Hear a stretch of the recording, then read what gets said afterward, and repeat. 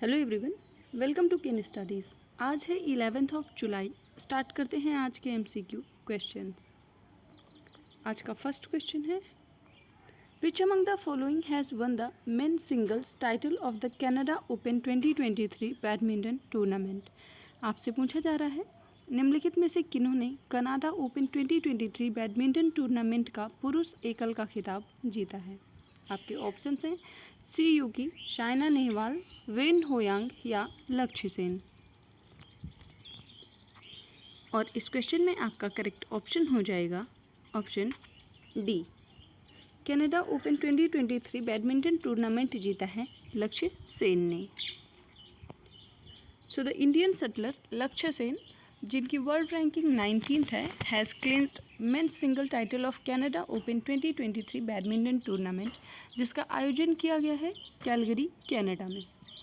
Finals में इन्होंने defeat किया है ली सिंग फेंग को, जो कि चाइना से हैं, 21-18 और 22-20 से। And in the second set he has down 4 game points but saved all and ended up winning the game in straight sets. And this is the first Badminton World Federation World Tour title of the Commonwealth Game Champion लक्ष्य Sen after almost a year। बढ़ते हैं next question की ओर। Bogibeel, where the foundation stone for the inland waterways transport terminal was laid, is in which state। आपसे पूछा जा रहा है, बोगीबील जहां अंतर्देशीय जलमार्ग परिवहन टर्मिनल की आधारशिला रखी गई है, वो किस राज्य में स्थित है। आपके ऑप्शन हैं वेस्ट बंगाल, असम, उत्तराखंड या गुजरात। और इस क्वेश्चन में आपका करेक्ट ऑप्शन हो जाएगा option B. Bogibeel waterways transport terminal, जिसका अभी हाल ही में आधारशिला रखी गई है, वो असम में स्थित है। So the foundation stone for the inland waterways transport terminal at Bogiebeel in Dibrugarh, Assam was laid recently, and the terminal located on the bank of Brahmaputra river, जो कि नेशनल वाटरवे 2 से संबंधित है, and it will serve as a tourist cum cargo facility। बढ़ते हैं next question की ओर। Which of the following city will host 132nd Durand Cup? आपसे पूछा जा रहा है, 132वां डूरंड कप की मेजबानी कौन सा शहर करेगा। आपके ऑप्शन हैं जयपुर, कोलकाता, न्यू दिल्ली या मुंबई। और इस क्वेश्चन में आपका करेक्ट ऑप्शन हो जाएगा ऑप्शन बी। इसका आयोजन कोलकाता में किया जाएगा। So the 132nd Durand cup is scheduled to be held in Kolkata, Guwahati and Kokrajhar from August 3, 2023 to September 3, 2023। आपको ध्यान रखना है कि डूरंड कप का आयोजन 3 स्थानों पर किया जाएगा, कोलकाता, गुवाहाटी और Kokrajhar. Well the final of the tournament will be played at the Yuva Bharati Krirangan in Kolkata, and this time the Durand cup will have 24 teams up from 20 last time, including all 12 Indian super league sides. Durand cup की बात करें तो Durand cup एक football tournament है और इसको start किया गया था by sir Henry Mortimer Durand in Shimla in 1888। बढ़ते नेक्स्ट क्वेश्चन की ओर। At which place of Uttar Pradesh literacy museum to be built. आपसे पूछा जा रहा है, उत्तर प्रदेश के किस स्थान पर साक्षरता संग्रहालय बनाया जाएगा।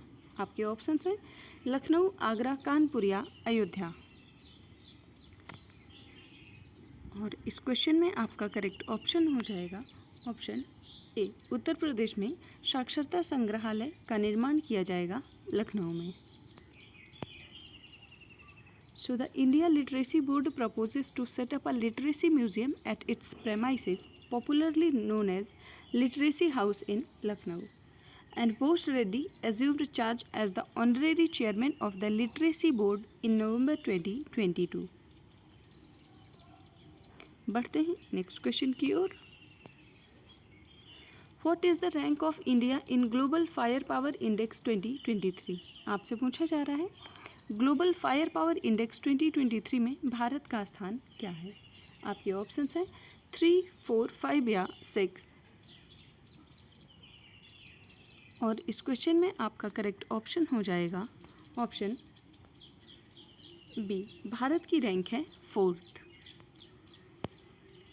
So United States has the strongest military force in the world, with Russia and China in the 2nd and 3rd position. India is at 4th place according to the Global Firepower, जो कि एक data website है that tracks global defense related information। तो fire power index में first place पर USA है, second पर Russia, third China और फोर्थ प्लेस पर इंडिया है। And the 2023 military strength list की बात करें तो ये इंक्लूड करता है Nations with the weakest military forces in the world, और इसमें सबसे वीकेस्ट मिलिट्री फोर्सेस बताई गई है भूटान और आइसलैंड देश की। बढ़ते हैं नेक्स्ट क्वेश्चन की ओर। Which country has established a new ministry of investment to boost economic competitiveness. आपसे पूछा जा रहा है किस देश ने आर्थिक प्रतिस्पर्धात्मकता को बढ़ाने के लिए एक नए निवेश मंत्रालय को स्थापित किया है। आपके ऑप्शन हैं ईरान, यूएई, टर्की या सऊदी अरब। और इस क्वेश्चन में आपका करेक्ट ऑप्शन हो जाएगा ऑप्शन बी। हाल ही में यूएई ने एक नई मिनिस्ट्री इस्टेब्लिश की है जो कि मिनिस्ट्री ऑफ इन्वेस्टमेंट के नाम से जानी जाती है, और ये इकोनॉमिक कॉम्पिटिटिवनेस को बूस्ट करेगी। So UAE establishes a new Ministry of Investment to boost economic competitiveness, और इसका एम है to develop the investment vision of UAE and to enhance in competitiveness in the global market. इसके साथ ही मोहम्मद हसन अल सुवेदी को appoint किया गया है as the head of the ministry of investment. बढ़ते हैं नेक्स्ट क्वेश्चन की ओर। India has recently started trade settlement in local currency with which country? आपसे पूछा जा रहा है भारत ने हाल ही में किस देश के साथ स्थानीय मुद्राओं में व्यापार समझौता शुरू किया है। आपके ऑप्शन हैं केन्या, तंजानिया, साउथ अफ्रीका या साउथ सूडान। और इस क्वेश्चन में आपका करेक्ट ऑप्शन हो जाएगा ऑप्शन बी। भारत इस तरीके का ट्रेड सेटलमेंट कर रहा है तंजानिया के साथ। External affairs minister S Jaishankar ने अनाउंस किया है that India and China have started trade settlement in local currencies and this initiative of India and Tanzania will help in promoting commerce between both countries.